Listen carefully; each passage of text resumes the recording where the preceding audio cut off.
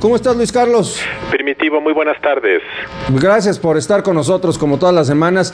¿Qué te parece? ¿Qué el contexto en el que llega Enrique Ochoa, pero sobre todo las expectativas que genera un hombre alejado realmente de la vida partidista, un funcionario que había mostrado su eficiencia, su eficacia en los diferentes encargos que había tenido que había recibido en el último de parte del presidente de la República, pero ahora con una misión para la cual pareciera que no tiene experiencia suficiente?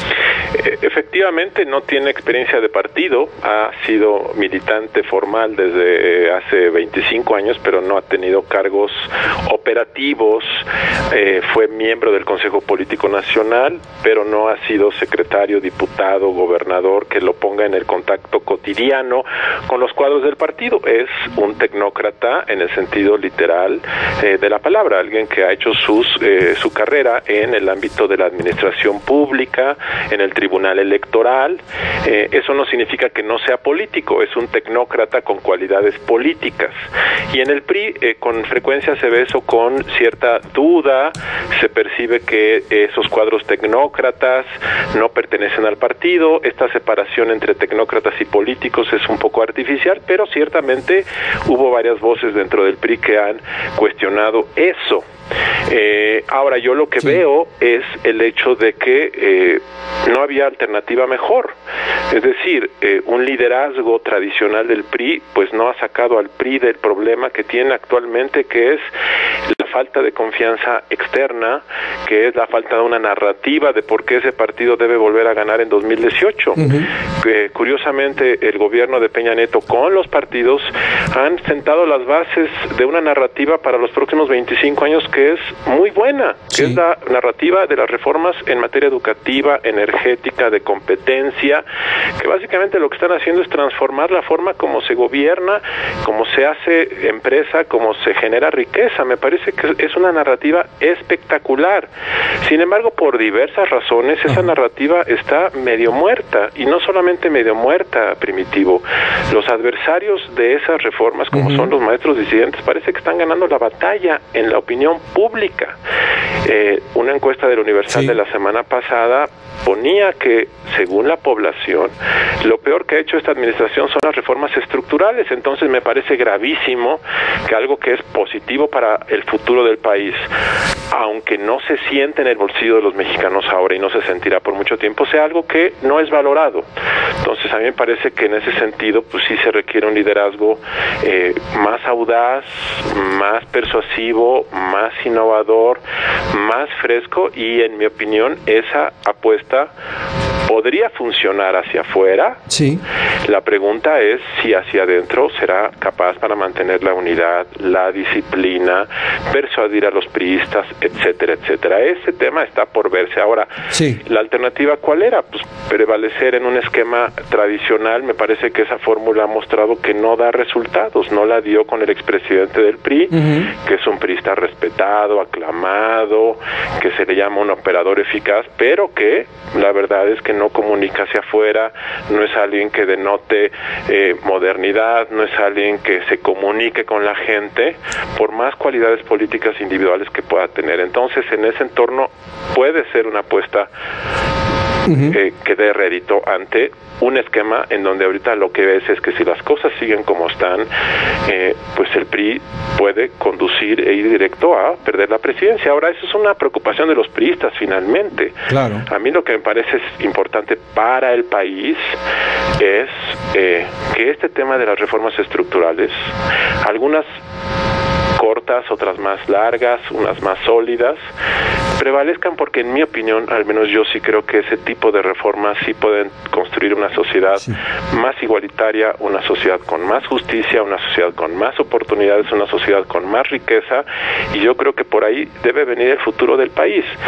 Claro, yo quitaría la reforma electoral, yo quitaría la reforma hacendaria, pero en general yo creo que esa es la ruta y a ver qué ocurre. Ahora, Luis Carlos, pero ¿cómo contraponer esta narrativa exitosa de las reformas, esta narrativa que puede ser muy fructífera para el presidente de la República, hablando de ese proyecto a largo plazo y por supuesto fructífera para el PRI, cuando la contrastas e incluso haces que choque con la narrativa del viejo PRI corrupto, del viejo PRI abusivo, que muestra su peor cara también en esta administración, no solamente federal, sino también en las administraciones estatales. Yo creo, Primitivo, que la razón por la cual la gente no aplaude las reformas estructurales es porque se cree que es lo que se llama capitalismo de cuates. Cuando tú ves esto y a la vez ves corrupción de los gobiernos, del gobierno federal, de los gobiernos locales, del PRI, que gobierna más, pero también el PAN y el PRD, entonces la gente dice, a ver, estos realmente están haciendo las cosas por el bien de México, lo están haciendo por su bien personal. Yo creo que si este gobierno hubiese desde el día 1 asumido el combate a la corrupción como una prioridad, hoy sería un gobierno muy aclamado. Opuesto a la inversa, yo creo que si el gobierno no toma medidas en esa materia y el PRI también, nunca les van a reconocer nada de las cosas buenas que han hecho.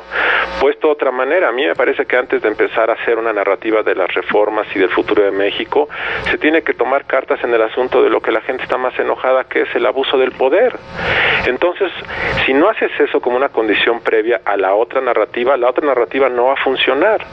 En estos días, algo que a mí me parece que es una mala táctica del nuevo presidente del PRI es empezar a hablar de que el gobierno de Peña Nieto ha tenido muy buenos resultados en empleo, en inflación, en inversión extranjera y en turismo, por ejemplo. Son ciertos esos datos, pero me parece que ese mensaje no va a entrar en la garganta de los electores mexicanos si antes no dan un ejemplo de que van a empezar a combatir el abuso del poder de los de arriba, porque eso es lo que la gente ve, y mientras no hagas algo que sea creíble, sostenible y que dé resultados, todo lo demás pasa a un segundo plano. Yo en ocasiones he platicado con miembros del gabinete y del gobierno que dicen, ¿por qué la gente no reconoce? ¿Por qué la gente no dice? Una respuesta del gobierno ha sido, me parece incorrecta, no nos entienden o no sabemos comunicarnos. No. ¿O es al revés? Yo creo que hay algo más de fondo. Para que un gobierno sea reconocido, primero tiene que garantizar lo fundamental de cualquier gobierno, que administra honestamente los recursos. Yo creo que los gobiernos están llenos de funcionarios honestos, responsables y eficaces, pero por un grupo de pillos o de abusadores, todo lo demás se echa a perder. Y si el gobierno o los gobiernos, porque también los del PAN y del PRD son parte del problema, no toman cartas en ese asunto de la corrupción, que cada vez crece más, empaña, opaca todo lo demás bueno que se hace. Ahora, en ese sentido, Luis Carlos, ¿qué margen de maniobra, qué peso real puede tener un presidente del PRI, específicamente del PRI? Porque finalmente el líder real del partido es el presidente de la República, y la influencia que puede tener el dirigente oficial del propio partido también se puede ver reducida, y creo que en parte se vio el pasado 5 de junio por la operación y la imagen de los gobernadores. Es decir, no es muy acotado lo que puede hacer un líder nacional priista. Mira, en la práctica, por ley, quienes pueden hacer esto son los priistas que están en la cancha del juego. Por ejemplo, en Veracruz, el Congreso del Estado desde hace varios años debió haber evitado que el gobierno del Estado hubiera incurrido en tanto desvío de recursos públicos que ha sido señalado por la Auditoría Superior de la Federación. Esos priistas, diputados locales de Veracruz, de Quintana Roo, de entidades gobernadas por el PAN y por el PRD, diputados de muchos lugares, son los responsables de prevenir o castigar la corrupción en los hechos, en la cancha del juego. También lo es la Procuraduría General de la República o las Procuradurías estatales, que son las responsables de tomar las denuncias de hechos y darles investigación y darles y turnarlas al Ministerio Público, un juez, para que decida y castigue. Esos son los realmente combatientes de la corrupción real. Lo que el partido político puede hacer a nivel nacional y un presidente del PRI es decirle a sus diputados de Veracruz: diputados, no están haciendo su trabajo.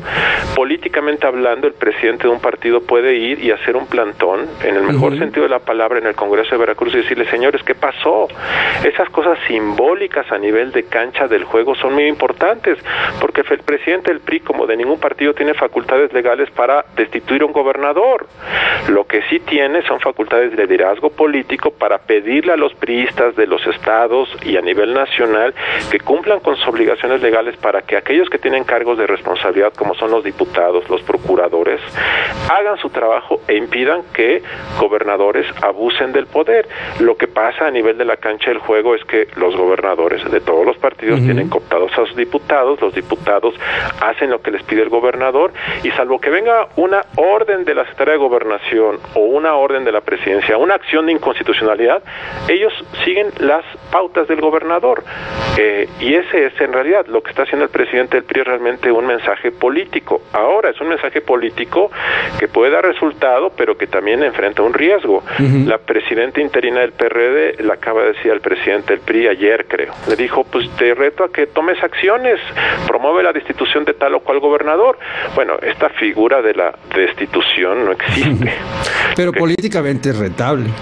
Políticamente es rentable. Entonces, si tú dices que no vas a tolerar la corrupción, ¿cómo le vas a hacer en los hechos? El presidente del PRI contesta, bueno, tenemos que tener evidencia. Entonces, lo que está recayendo son en las autoridades formales para que lo hagan. Es decir, es una apuesta política muy riesgosa, y veremos qué pasa. Pues Luis Carlos, yo te agradezco mucho, como siempre, que nos tomes la llamada, y nos escuchamos el próximo jueves. Claro que sí, Primitivo. Muy buenas noches. Muy buenas noches. Luis Carlos Ugarle, director general de Integralia.